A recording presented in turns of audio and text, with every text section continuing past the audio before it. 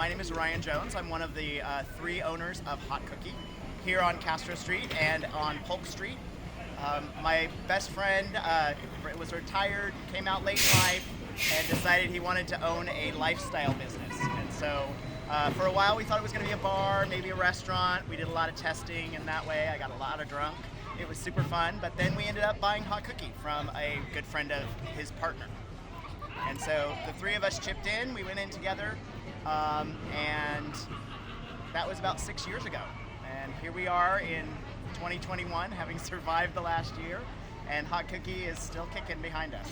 This guy, Robby, who I've known for, eight, maybe 9 years, I met him through Dungeons and Dragons, where his theater persona was very, very obvious, and we've remained friends over the years. A couple of years back, he did a little drag revival here in the Castro, and we donated some cookies from Hot Cookie for that, and some prizes for his audience members. And with COVID, Robby really dove into his creative self in a way that I was really impressed with. COVID has hit everybody in lots of different ways, and one of the things that I really appreciated is how it has brought out people's innovation, their creativity, a stronger sense of collaboration and community than I've seen in a long time.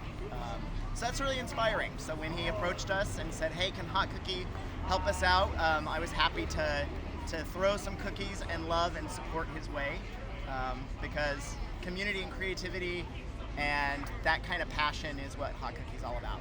Well, I think that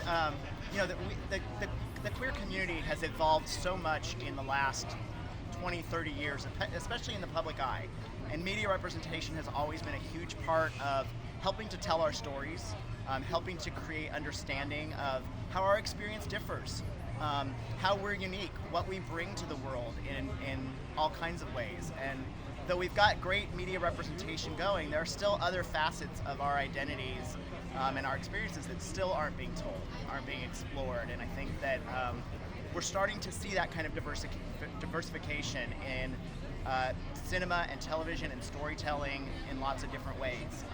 We're seeing more inclusion around trans identity and experience.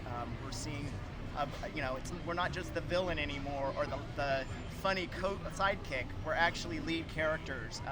Our stories are being integrated into narratives in more organic and authentic ways. And I think that creating ways for queer identifying folks to tell their own stories, to be involved in creating those narratives and making sure that they really are authentic and represent the diverse experiences that we live every day.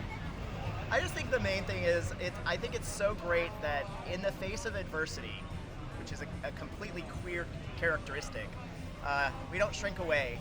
We find ways to be more out there, more real, more creative, more authentic, and that's what I love about the projects that you're doing with Sweet Nothing Productions. Is it took what could have just been a really dark time in our lives, and you turned it around and made it something expressive and fabulous.